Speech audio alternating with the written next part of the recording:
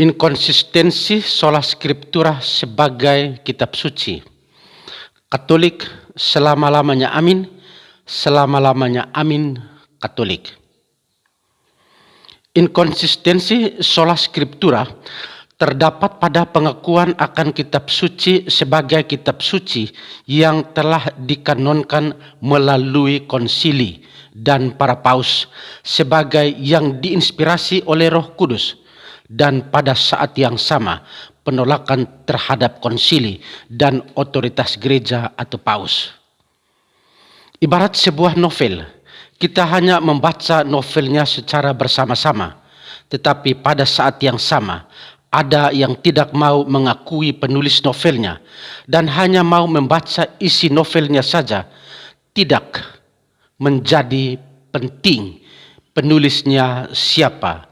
Ia hanya mau membaca isi novelnya saja dengan mengangkat dirinya sebagai reformator penulis novel tersebut. Penulis novel tidak menjadi penting lagi. Yang penting cuma membaca novelnya untuk dimengerti dan dimengerti dan dimengerti.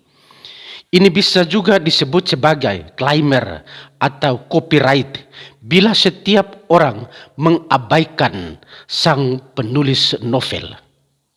Mari saya mencoba untuk menjelaskannya agar Anda dan saya kita sepakat, kita sepaham untuk dapat mengerti dan memahami penjelasannya. Yang pertama, Alkitab sebagai buku dan kitab suci ditulis oleh banyak penulis yang hidup pada zaman dan budaya yang berbeda-beda. Penulisan kitab-kitab itu berlangsung lebih dari 10 abad atau 1 milenium. Yang kedua, proses terbentuknya Alkitab atau kitab suci itu bermula dengan pengalaman iman dan tradisi yang hidup sampai pada saat penulisannya. Pada tempat pertama dan pada tempat utama, para penulis kitab suci hendak menyampaikan firman atau wahyu Allah melalui karya tulisannya. Mereka menulis apa yang Allah ilhamkan kepada mereka. Mereka menulis tentang apa yang masyarakat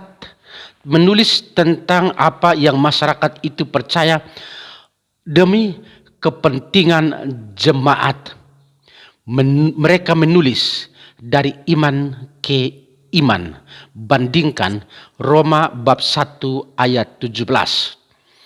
Mereka mewarisi iman jemaat dan memasukkannya ke dalam tulisan untuk membangun, untuk meneguhkan, dan untuk memperkaya iman masyarakat yang percaya.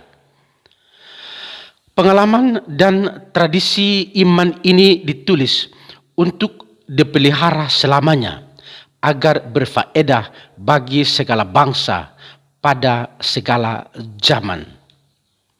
Yang kedua, semua tulisan dalam kitab suci telah didahului oleh suatu masa tradisi lisan yang cukup lama. Pada masa awal, tidak ada satu tulisan apapun.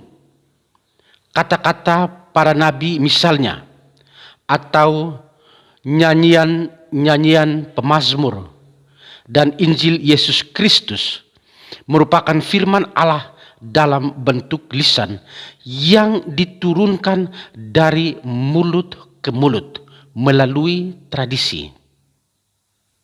Yang keempat, pada abad keempat, kanonisasi Alkitab secara definitif diputuskan dan dikanonisasi dalam konsili Gereja Katolik dan para paus yang terdiri dari 73 kitab.